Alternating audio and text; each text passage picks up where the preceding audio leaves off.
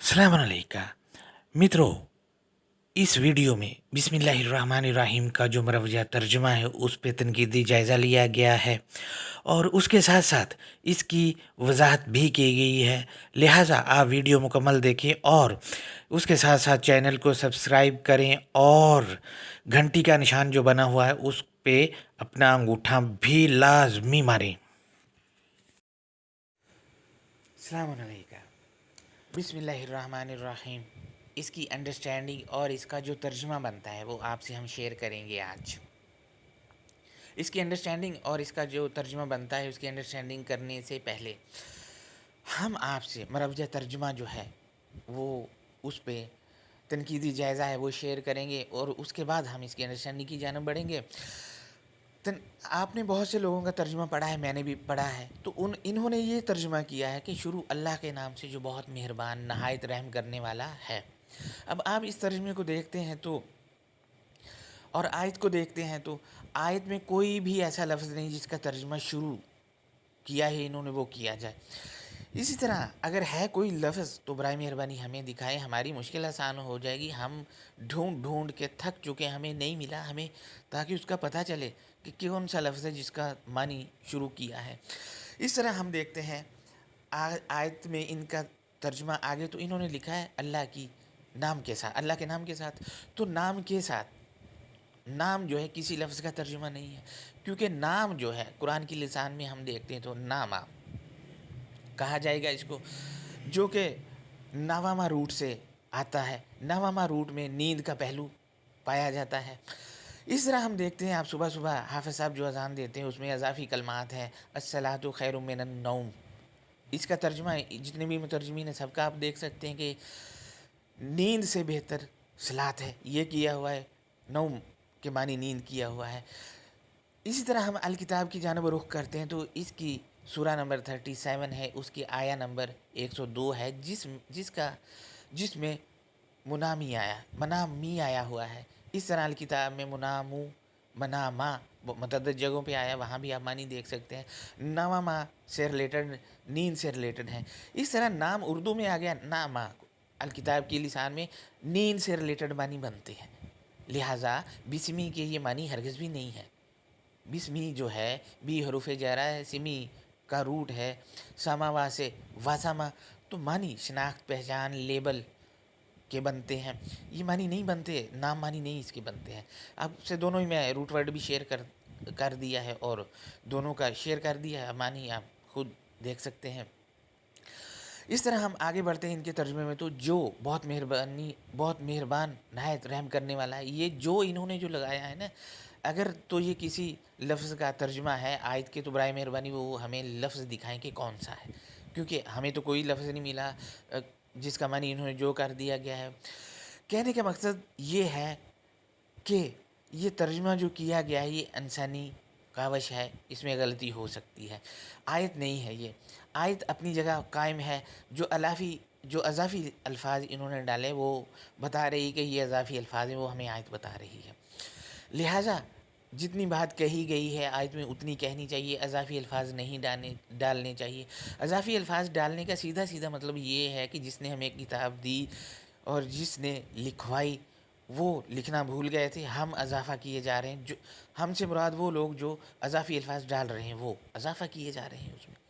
तो हाँ, इसी तरह हम देखते हैं बहुत से लोग हैं जो ख़ुद को कुरानिस्ट कहते हैं और वो कहते हैं कि जी बिस्मिल्लाह में बिस्मी जो है इसका रूट वर्ड बासमा है, यानी तबस्सुम वाला है।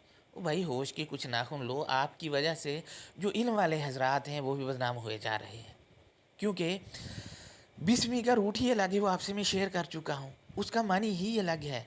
बी इसमें हरूफ जारा है और सिमी मजरूर है। इस तरह आप बासामा जो है वो खुद एक रूट वर्ड है, ये अलग अलग हैं। मसलन मैं आपके सामने एक मिसाल रखती हूँ, लफ्ज़ कुत्ता है, काफ पे पेश है, उसकी काफ की पेश हटा के काफ पे ज़ेर लगा दिया जाए तो कित्ता बन जाएगा, कोई लफ्ज़ ही नहीं रहेगा। यही आप लोग कर रहे हैं, ख्याल करें कुछ। हम इस आयत की अंडरस्टैंडिंग की जानब बढ़ते हैं तो बिस्मिल्लाहिर्रहमानिर्रहीम, इसमें बिस्मी जो है हरूफ जारा है, मानी है से के साथ। सिमी जो है सामावा से वासामा रूट वर्ड से है। معنی ہے پہچان، شناخت، لیبل، یہ مجرور ہے. تو بسمی کے معنی بنتے ہیں پہچان کے ساتھ، شناخت کے ساتھ، لیبل کے ساتھ. کس کے لیبل کے ساتھ؟ یہ سوال سامنے آتا ہے. تو لفظ آگے ہے اللہ. اللہ کی پہچان کے ساتھ.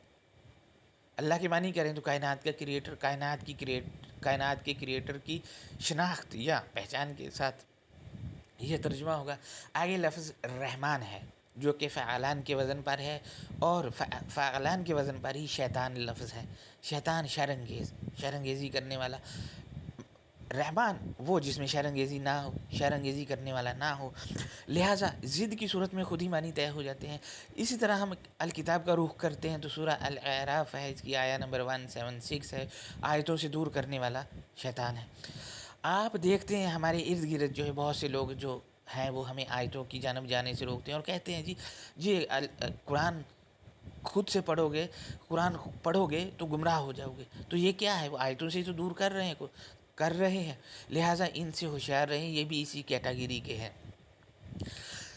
تو رحمان اور شیطان ایک دوسرے کی ضد ہیں اور فعلان کے وزن پر ہیں. اس طرح ہم رحمان کو مزید دیکھتے ہیں تو مصدر اس کا ہے رحمتن ہے، اور مبالغہ کا صیغہ بھی ہے یہ. تو ہم دیکھتے ہیں اللہ کے احکام جو ہے یہ مہربانیاں کرتے ہیں ہم پہ. اگر لاگو کیے جائیں تو دنیا ہی جنت بن جائے گی، اور مہربانیاں ہم پہ بارش کی طرح وہ ڈالی جائیں گی. لہٰذا یہ تو لاگو نہیں کیے ہوئے تو تباہ و برباد ہیں، آپ کے سامنے ہے جو بھی. اس طرح ہم رحیم کی جانب بڑھتے ہیں تو رحیم اسم صفت ہے اور معرفہ ہے، اور رحمت مصدر سے مبالغے کا صیغہ بھی ہے. روٹ اس کا وہی رحمان والا ہے. رحمہ فعیل کے وزن پر ہے. اور ہم دیکھتے ہیں اللہ کے افعال کا ذکر ہے، اور اللہ کے افعال ہمارے لیے بطور رحمت اور تخلیق موجود ہیں، آپ دیکھ سکتے ہیں. اسی طرح ہم آیت کا ترجمہ اس کا اب کرتے ہیں تو بسم اللہ الرحمن الرحیم. اللہ نرمی کرنے والے، مہربانی کرنے والے کی شناخت یا پہچان کے ساتھ ہے. اب آپ دیکھیں ہمارے سامنے سوال آ رہا ہے کہ اللہ کی پہچان کہاں سے ہوگی؟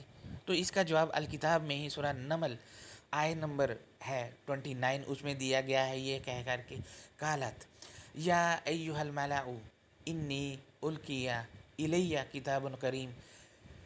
اس نے بتایا اے نمایاں حیثیت لوگو، یا اے با اثر لوگو، حقیقتاً میں ہوں، میری جانب ہی وہ ڈالی گئی ہے معتبر کتاب. یہ معتبر کتاب تو ڈالی گئی ہے، مگر اس میں کیا ہے؟ اب سوال ہمارے سامنے یہ آتا ہے. وہ اس سے اگلے والی آیت سورہ نمل کی 30 میں بتایا گیا ہے یہ کہ انہو من سلیمان و انہو بسم اللہ الرحمن الرحیم. حقیقتاً وہ تحریر یا کتاب سلامتی دینے والے کی جانب سے ہے، اور وہ نرمی کرنے والے، مہربانی کرنے والے کائنات کی کریٹر کی پہچان یا شناخت کے ساتھ. اب دیکھیں جو کتاب ڈالی گئی ہے وہ اللہ کی پہچان اور شناخت کے ساتھ ہے. تو کتاب سے ہمیں اللہ کی پہچان بھی مل رہی، شناخت بھی مل رہی ہے. لہٰذا ہم دوسری کتابوں کی طرف کیوں جائیں؟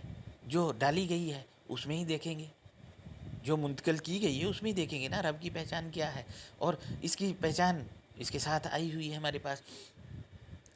تو لہٰذا ہم اب ان آیات کو دیکھیں گے جن میں بسم اللہ حروف جارہ کے ساتھ آیا ہے، یعنی بی کے ساتھ آیا ہوا ہے. تو سورہ ہود ہے ہمارے پاس 41 ہے، اس میں ہے جی وَقَالَ ارْكَبُوا فِيهَا. نوح خانی کرنے والے نے بتایا تم فلک میں سواری کرو. تم جو ارکبو فعل امر حاضر کے لیے ہے، تو حاضر میں ہم نے بھی سواری کرنی ہے کیونکہ نوح کو تو فالو کرنا ہی ہے. تم فلک میں سواری کرو. یہ فلک میں سواری کیوں کرنی ہے؟ سوال یہ سامنے آ رہا ہے. تو آیت میں آگے بتایا گیا ہے بسم اللہ مجریہا و مرساہا. اس کا رواں دواں ہونا، یعنی فلک کا رواں دواں ہونا اور اس کا رکنا اللہ کی پہچان یا شناخت کے ساتھ ہے. فلک کے ساتھ جو ہے وہ اللہ کی پہچان اور شناخت ہے. تو اس سے پہلے ہم جو سورہ نمل کی 30 پڑھ چکے ہیں وہاں الکتاب کے ساتھ، تو فلک بطور مثل آیا ہوا ہے کتاب ہی ہے، اس کے ساتھ رب کی پہچان اور شناخت ہے. ہم دوسری کتابوں کی طرف یا مولوی جو بتا رہے ہیں اس کی طرف نہیں جائیں گے، ہم الکتاب سے ہی دیکھیں گے رب کی پہچان اور شناخت، اس کی طرف تو ہرگز بھی نہیں جائیں گے. آگے ہم بڑھتے ہیں تو سورہ واقعہ 74 ہے، اس میں ہے فسبح بسم ربک العظیم، بس تو نے اپنے عالی شان پالنہار کی پہچان کے ساتھ عملاً سرگرمی کرنا ہے۔ اب اس میں ہم دیکھتے ہیں سبح جو آیا ہوا ہے باب تفعیل سے ہے، باب تفعیل شدت کی خاصہ کے ساتھ کرنا معنی میں لازمی لگے گا، تو میں دوبارہ پڑھ دیتا ہوں اس کو۔ فسبح بسم ربک العظیم، بس تو نے اپنے عالی شان پالنہار کی پہچان کے ساتھ عملاً سرگرمی کرنا ہے۔ اب یہی آیت آگے سورہ واقعہ کی 96 میں دوبارہ سے رپیٹ کی گئی ہے، اور سورہ الحاقہ کی 52 میں بھی یہی رپیٹ کی گئی ہے، تو وہی ترجمہ ان جگہوں پہ بھی لگے گا۔